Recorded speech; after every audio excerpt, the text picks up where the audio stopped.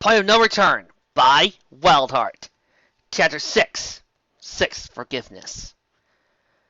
Queen Nyx's palace had changed quite a bit. Twilight remembered being here before. It was burned into her memory by the trauma of that time. That was how she knew it had been expanded, and many renovations made.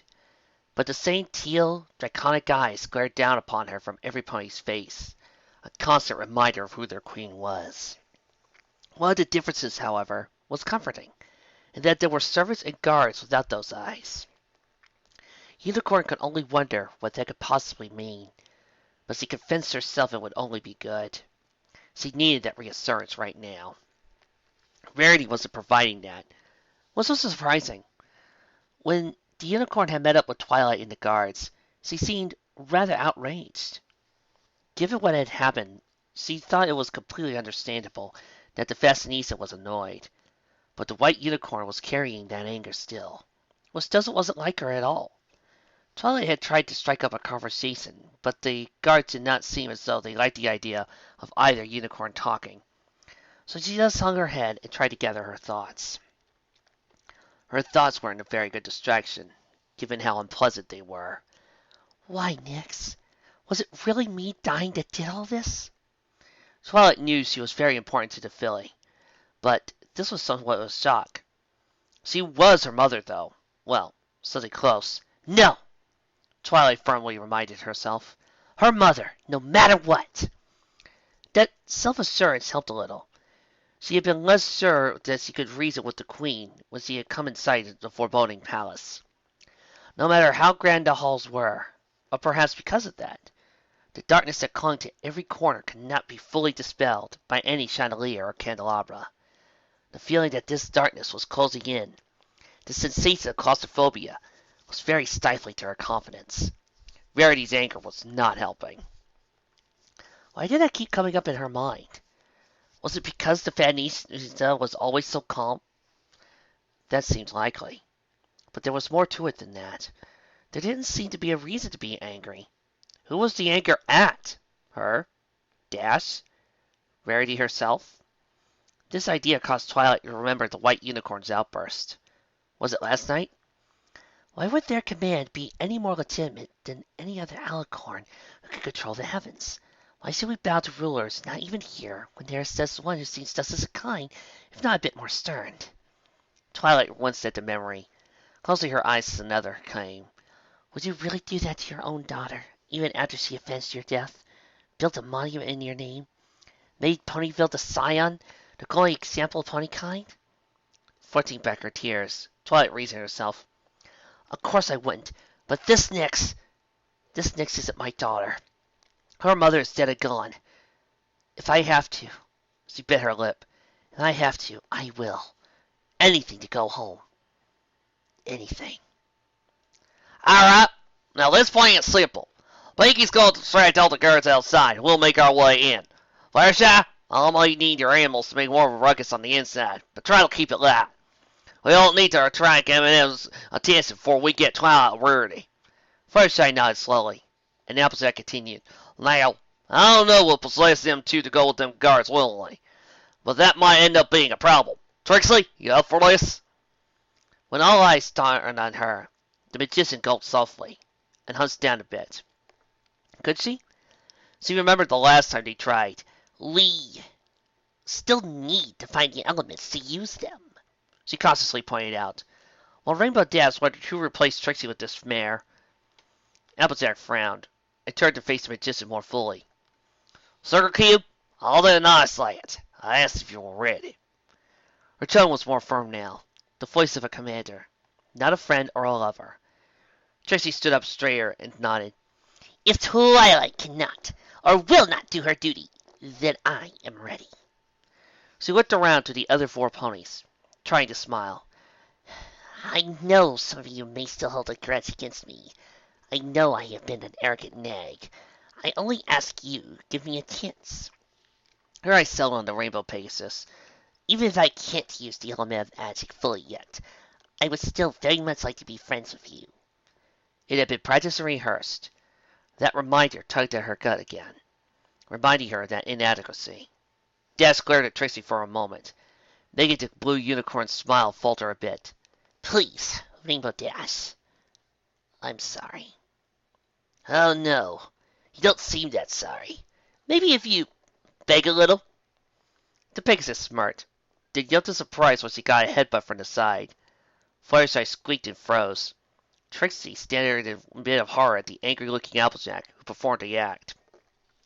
Applejack! Where are you? The Earth Pony cut off. Piggy sidled up to Trixie and smiled reassuringly. Now look here, Sugar Cube. I ain't gonna pretend I didn't have some animosity towards this mare when we first met after that time. Let's go way too far. Here she is trying to apologize to you, and you're just gonna spit her face like that?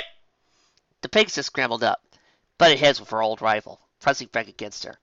So what? She admitted herself. She gets that I got a grudge, and I should. Why's that? Because you got humiliated in a fight you started, Missy? Des opened her mouth to retort. I couldn't think of anything.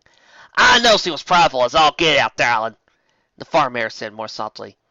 Well, that ain't normal for her trade. Okay, maybe not that prideful, but you know what I mean? She's just doing what she lives. Yeah, me and Rarity were the ones who challenged her. Yeah, but no but, Sugar Cube. You know you did wrong, just as much as her. So, what you gonna do about it? Des kept glaring for a moment. There's something in Applejack's eyes she couldn't ignore or deny. She let her head fall, and her haunches as well. The Pegasus falling into a crowding crowds. Yeah, I forgive you, Trixie. But you better act right this time. The unicorn sighed in relief and nodded, her smile returning. This time, it was more genuine. Thank you, Rainbow Dash. I'll do my absolute best. Fluttershy smiled and bowed her head. I wasn't even there, so I can't dislike you. Me neither. You seem like a pretty nice pony now. Pinky grinned and bumped her flank against Trixie's a little more roughly than the unicorn was ready for. I hear stumble. I hope you like pies because we are going to have one when this is all done. The next voice to ring out made them all whip to attention as it floated from above. You know I do. The pony's gazes jerked up to see a cloud lazily floating overhead, a pair of orange eyes on a yellow, smirking face beaming down their stairs. One of her forelegs dangled over the cloud, the other laid over it first. Spitfire! Guys, the Spitfire! Des stated the obvious excitedly, not noticing that both Applejack and Trixie's expressions got very dark. Sure am, kid. You look pretty healthy for a dead mare. She chuckled and winked down at Dash. The Pegasus blushing like a school filly in recognition for her rival. How you doing now? Oh my gosh, I'm great. How are you? Wait, you remember me? Oh my gosh, that's so awesome. Remember when I say... Once again, the Pegasus was cut off, this time by a bolt of magic launched towards the crowd. Spitfire slowly rolled for the white fluff, spreading her wings and letting the wind catch them. Trixie, what are you doing? Well there, we can't talk about this? No. Spitfire grinned as he flipped down her flight goggles. Guess we gotta do this the hard way. Des saw the outfit she was wearing now, and understood. Instead of the blue and yellow uniform of the Wonderbolts, the spandex was purple and black, with yellow lightning designs around the chest and legs.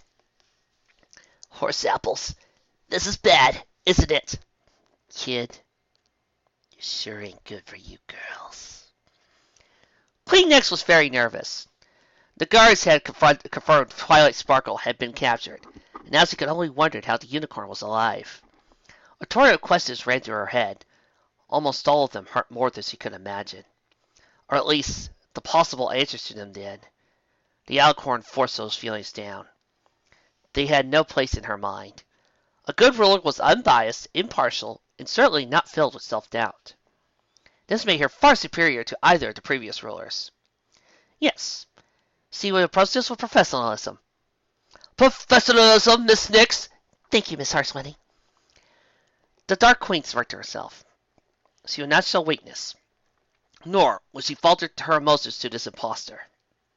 An impostor, nothing more. When the doors to her throne room opened, she was holding herself high, a proud stature, and wore the arrogant smirk that graced her muzzle many, many times in the past. One that this impostor would not recognize. Of course, she wouldn't. The last time she smirked like this, it was in the real Twilight's presence. She had been saving the expressive for Applejack when she was finally captured, but now seemed a good time as any. The court completely fell apart when the purple unicorn entered, flanked by two guards. Nyx had expected an obvious fake, or a changeling, or at least some details he could nitpick at. Convinced herself that this Twilight Sparkle was simply a fool that delivered herself into her final judgment. But this was disguise. It was good enough to fool even her. She stared at the unicorn, her smirk gone, replaced by a blank stare. The alicorn didn't know what to think now.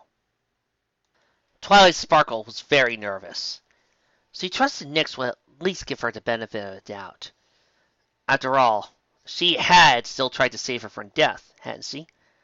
A torrent of questions ran through her head, and each one more hopeful than the last. Or at least, the answers to them were. The unicorn forced those feelings down. They had every place in her mind. However, a good parent was gentle and kind, but firm, and certainly not prone to interrogating their charge for information she could ignore gently. This would get her what she wanted, what she needed. Yes, she would approach this as a parent. She would not show fear, nor would she falter to the thought of what this other Nyx being hers. She was someone else's daughter, nothing more. When the doors to the throne room opened, Twilight held herself high, a proud stature, and wore the confident, determined look that had been hers so many times in the past, one that Nyx would recognize. Of course she would. The last time she'd given Nyx this look, the filly knew she missed business. This seemed as good a time as any to show that. That completely fell apart when she saw the alicorn upon her throne, sans her armor. Twilight expected the Dark Queen to be trying to intimidate her as much as possible, or at least completely pretend that she was uncaring. Convince herself that this Nyx was simply an enemy she had to use to get home. But this arrogant smirk wasn't fooling her. She stared at the alicorn, her determination gone, replaced by a blank stare. The unicorn didn't know what to believe now. The silence made one of the guards nervous. He had been a normal recruit.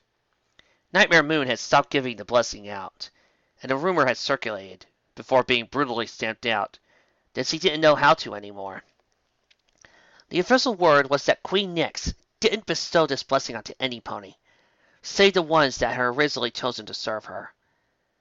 He wished he had, as having the stoic and detached view on the scene as his partner did would make this far less nerve-wracking. Thankfully, the awkward silence was broken by their queen's words. "Leave us! Seal the chambers." Even that relief, however, was worrying, as it had been said in a quavering, emotional voice he had never imagined coming from the alicorn. He immediately obeyed, however. Spell Nexus had been an excellent example that no one was safe from the penalty of questioning or disobeying their queen. The two guards bowed and left. Queen Nyx, who normally would have frowned for a moment at how out of sync the two were compared to her blessed staff, didn't even notice this time. As soon as the door was closed, Twilight rushed to the throne. Nyx was first frightened at her foolishness would lead her to being attacked again, but she couldn't help herself. Leaping from her throne and meeting the unicorn halfway, she crouched down and laid her neck over Twilight's, burying her muzzle into the purple unicorn's mane. Twilight rubbed her cheek against the alicorn's, both crying quietly, tears running down their cheeks. "Twilight, you don't hate me? Please don't hate me anymore." "I never did, Nyx. Never," the magician reassured, wrapping her hose around the base of the queen's neck. "Trust me, what I did was against my will. I would never, ever want to hurt you." A pang of guilt came to her mind at that lie, knowing full well she came here ready to manipulate and use the alicorn. In response, Nyx only buried her face further into that purple and pink mane, feeling now happier than she had in years, just to hear that. But why? It was that bastard Nexus." "I take offense at that. My parents were married." "He did something to me. Did something to make me say and do what he wanted." Twilight softly explained, marveling at how easy it was for her to talk through the tears. Does it comfort the other Nyx? No, comfort her other daughter. Queen Nyx gritted her teeth and pulled back angrily, startling Twilight. The ungrateful! No, he received his just reward. She forced her rays down and smiled again, this smile being a genuine, far cry from the empty smirk she had prepared for this moment. It matters not. You are here again, and here to stay. The alicorn stated as she returned to her throne, but offering space between her forelegs for her mother. Twilight hesitated, wincing at those words. I said tell her, no, wait. Just let her have this for now. Maybe I could solve this. Make her less of a tyrant. Maybe even get her to free the princesses. Set things right. She climbed up slowly, pressing against the much larger pony's underside, letting out a sigh, one conflicted between contentment and sadness. I'll stay as long as I can, but I can't guarantee I'll be here forever. Nyx closed her eyes tightly. No, that isn't fair. I won't let her leave. I won't. I understand. But forgive me, Mother, if I do try to find my best for you to stay. I won't hold it against you, daughter, replied the unicorn, wondering how she could have so readily abandoned her plan.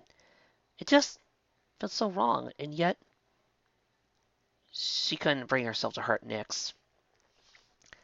She couldn't hurt her daughter. How the heck could she be so fast? Spitfire was flying rings around the ponies. Fluttershy tried to keep up with her in the air, cut off with her maneuvering, but found herself left behind time and time again by pure speed and acrobatic skill. Dash wasn't even trying, just staring and awed, and Applejack grimly noted, fear. Lias, you gotta stay up on us! You gotta help us on this! The Rainbow Pegasus shook her head desperately, shaking. She couldn't match up. There was no way she could help. Spitfire was just better in every way. Darling, I think we should let her be, Trixie yelled as she dodged from a flame contrail, the Heelong sensing her as it went past. She winced, but refused to be brought low by something so little. She let loose a flurry of magic missiles, Spitfire evading all but one of them. She shrugged off that one.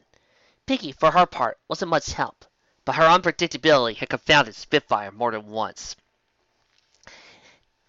Lias, come on! You're stronger than this! You can beat this girl! The Pegasus had gone completely unresponsive, and Fluttershy getting exhausted. She wasn't strong enough for this prolonged exertion, and Spitfire knew every trick in the book for saving energy. Applejack grunted and let the element of loyalty be. Trixie was right. They had to take down Spitfire themselves. She was coming in for another pass. She dodged and rolled, then noticed the Shadow Ball hesitating a moment when she approached, pulling up in that last moment. What turn, Lisa? Wait a minute. She pulled up just before she hit Dea straight on. Well, I will say, the nag has a gilded countenance. Perfect! First shot! Trixie! Pinky! Keep her off me! The farm mare rushed to her friend's side, grabbing shoulders with both forehoofs. Lias, look, I know you think you can't do much, but I'll need you to do something for us, or we're gonna be done! Rainbow Dash refused to look up. Applejack raised her chin and looked away. Like, nabbit, we ain't got time for Lias. She did the only thing she could think of to get the weather pony to pay attention, to snap her outfit. As her companions tried to desperately fend off the unbelievably skilled acrobatics of the flame-themed Pegasus, Applejack swooped her muzzle in and gave Dash the most fierce, passionate kiss she could possibly muster in this situation. That did the trick. Dash's eyes went wide, jerking away for the cast. Applejack, what the fuck? You listen, Niall? Good.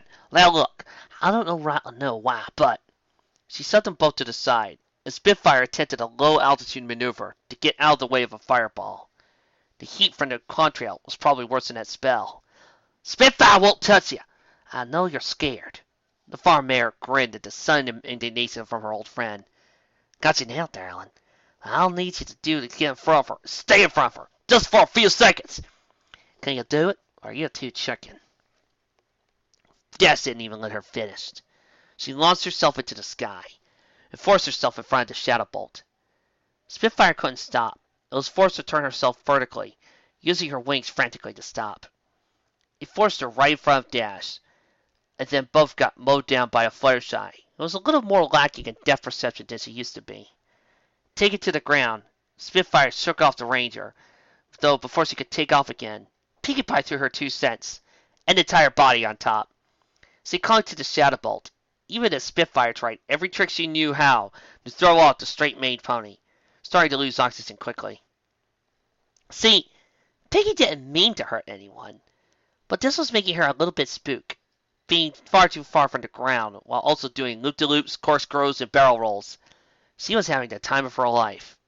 But it was still a bit scary, so her forelegs had tightened around Spitfire's neck, a lot more tightly than they needed to be.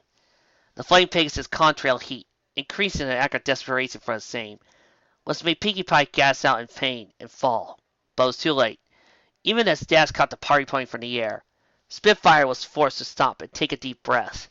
She had no chance of avoiding the incoming bolt of lightning. The heat she could take, the body spasms from the sheer amount of electricity she couldn't. The fall would have killed her if Fluttershy didn't caught her. The Pale Pegasus gasped, so the lightning arced onto her, and fell to the ground with a long groan, but she was unconscious. Spitfire was most certainly not. Yeah! Good job, everybody! We got her down! Applejack grinned around at all her friends, then frowned at how shaken and tired everyone looked. This was their last chance. They couldn't waste it. But could she really force them to keep going? Come on, girls! Y'all can do this, right? Trixie secretly rose to her full height and nodded. Dash and Pinkie weren't that bad off. But the Magician and Ranger were completely out of breath. She hoped the elements would make that better. They would have to. I can carry on. I will carry on! Trixie demanded of herself. She hobbled to Applejack, leading on to the sturdy Earth Pony for support. Just give me a moment to catch my breath. Well, can't stop, Sugar Cube. Well, sure. There's gotta be more behind her. She cast a nervous glance around them. Well, I can't take another one of them lieutenants in this sight. She took a deep breath and waited for a few seconds, despite her words, before nudging Trixie up fully. Let's get going. We ain't gonna get another chance at this. Her companions steeled themselves and headed toward the palace once more. Dash let herself keep pace with Applejack. Instead of being at the front as before, it cleared her throat. Sorry, H.A. I don't know what happened there. We won't be in this shape at some point. It just... No, Applejack. You ain't got a right to expect that rainbow so soon. She's still trying to adjust. You did fine, Sugar Cube. You did fine. Thanks to ya, we got out of this mess. She forced a smile. That seemed to be enough for the Pegasus. It grinned proudly and left to the front again, leaving Applejack to wonder if she really should have approached the problem the way she did. At least Trixie hadn't seen it. That would have been a problem. Randy felt truly horrible for fuming the entire time. But what right did that blasted Pegasus try to take everything from her? Her successful career? Her friend? She would be lucky if she wasn't investigated for being part of the rebellion after that fiasco. That would severely damage her sales. Unicorn sighed, forcing herself to calm down. So then I'd be happy that Rainbow Dash is here as well. She is an imbecile at times, but she is a good friend, and my behavior must have been a way Twilight didn't need. She felt the same. No! What reason did she have for saying this was her dream, even if it didn't come the way she wanted, or expected? Dash should have been ashamed for. I don't know. Please, Lady. I don't even know why I'm here! She bit her lip. She treated Twilight that way, too. How could she do that to her? I should be ashamed. These are my friends. I've only really been loyal to Fluttershy this entire time. I refused to help Applejack. I didn't even try to cheer up Pinkie. I wanted to Twilight, and all but attacked Rainbow Dash. She shuddered, swallowing hard. She didn't want to treat her friend so badly. She didn't want to put her career first. It was just so frightening to have what I truly wanted. I expected to throw it all away. Rarity realized she never felt so torn in her life. Shaking her head, she told herself she didn't want to make a decision between them. She just Had to convince Applejack and Rainbow Dash to give up this crusade. That would work. She smiled, sitting on a cushion in the castle foyer. The smile was more to fool herself than anything else. But the smile grew a little more as he heard the soft laughter from the huge closed doors. And he could see eye to eye again. There must be hope for them yet. In another world, where the sun still shone, and had set for the day, another rarity poured over the letter Spike had finally coughed up, pursuing it carefully. It was vague but simple. The princesses claimed they were already aware of this incident, and they were trying their best. Little Nyx had demanded to go to Canterlot, but the White Unicorn had managed to convince the poor thing that it was best she stayed in case her mother returned. She didn't think Twilight would win on her own, but it had been enough for the foal. Said Philly was asleep, curled up in Twilight's bed. Fluttershy had come by, wanting to take Rarity's place, give her some rest. The fashionista had refused, but now she wished she hadn't. She was exhausted as well, but couldn't bring herself to leave the filly, nor to sleep and miss the little one possibly needing her. She sipped at some coffee, fighting to keep her eyes open, while she read a text she could barely focus on through the fatigue vision. Even if the princesses were doing their best, she wanted to help the little filly out as much as possible. It made notes, but she was fading now, and she knew it. Just a little more time, Rarity. Please, you must do this for the poor dear. But her body wasn't listening. A soft thump awakened the slightly dozing Alicorn, and she sat upright, peered down the lower floor, and saw the fashionista slip over the table, asleep. With a frown, young Nyx stripped the other bed of the blanket with her magic, and floated over Rarity's exhausted form. Okay, who's saying little Nyx doing that and does going doll?